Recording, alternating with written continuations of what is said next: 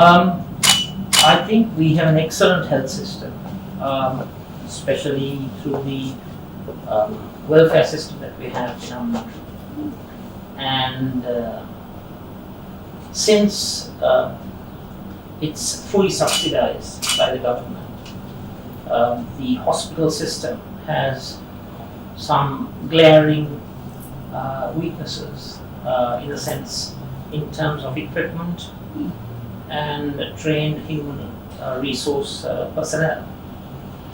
So we ourselves, as an opposition political party, we have embarked upon a very proactive program. In fact, today we did, I believe, if I remember correct, our 19th distribution for 19 hospitals we have already done, and today was Putlam Hospital. Wow.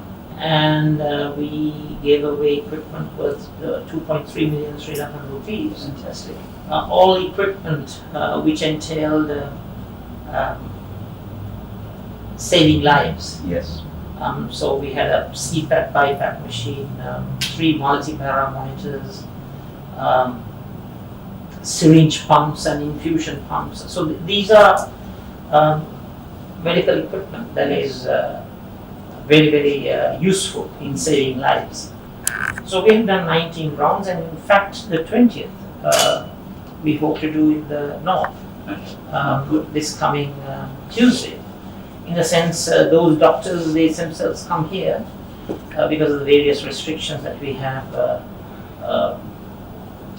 in between the various provinces. Yes. So we are always striving to abide by the various regulations so that the corona spread is controlled, because we hear very, very ominous signs of various variants mutating itself. For example, the Delta variant, which most are talking of. Yes. And I believe, if I remember correct, sorry to remind this, I think some parts of Australia Correct. have been impacted. It will be the I think the dominant variant. I think sometime soon. Yeah, is it Sydney area?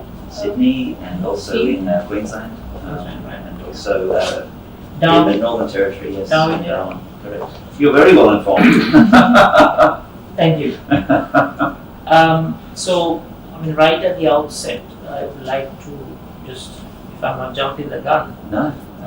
make a plea and an appeal to yourself and to your government to try and support our health sector. I know you have done a lot. We are all aware of the tremendous contribution that the Australian government and Australian people have already made to support the Sri Lankan health sector. But I still believe that there are scarcities in terms of equipment, especially life-saving equipment. Now, what I found when I was in hospital was the importance of oxygen machines. So you have the high-flow oxygen machine, you have the CPAP, BiPAP, and you have the ventilators, apart from the wall oxygen that is given initially. So in terms of that, I want to make an appeal. Please, we as the opposition are also jointly making an appeal to the Australian government and your good self, and to the people of Australia. Try to help. Already you all have helped us, and we are grateful for that. And we believe that more help is needed, especially with the emerging Delta variant, which I don't think the international health authorities have ever mentioned as to how effective the vaccines are in combating the new variant. And we can't blame anyone, because all sorts of new developments are taking place as time goes on. So thank you so much, Your Excellency, and thank you so much, Australia, for helping us, and please try to help more. Well, thank you very much, Sajith. And I think on that regard, we felt as a neighbour that we needed to do more. And in the last month, we have doubled our assistance here. So we have, first of all, I can give you a, sorry, I don't mean you to read it now, but that's just a bit of a summary of what we have provided so far.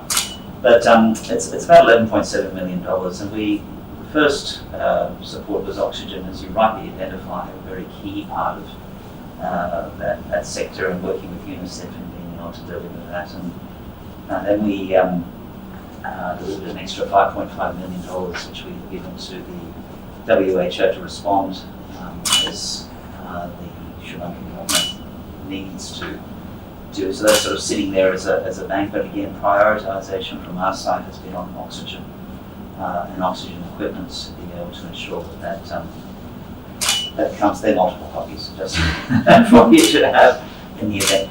But we also are aware that there is a huge task with the vaccination and the need for additional PPE for the frontline workers as they're going through. So we actually had one of our military aircraft come and near your constituency drop off some additional support, I think about nearly 10 million masks. From that perspective, we do see that, and we, while I know everybody was focused very much on India and its particular needs, we felt that the countries surrounding India also needed significant support. And so we have definitely got Sri Lanka in our minds, and I think this is something that as this additional support starts to deplete itself, we will definitely be looking to see where we can, at the invitation of the Sri Lankan government,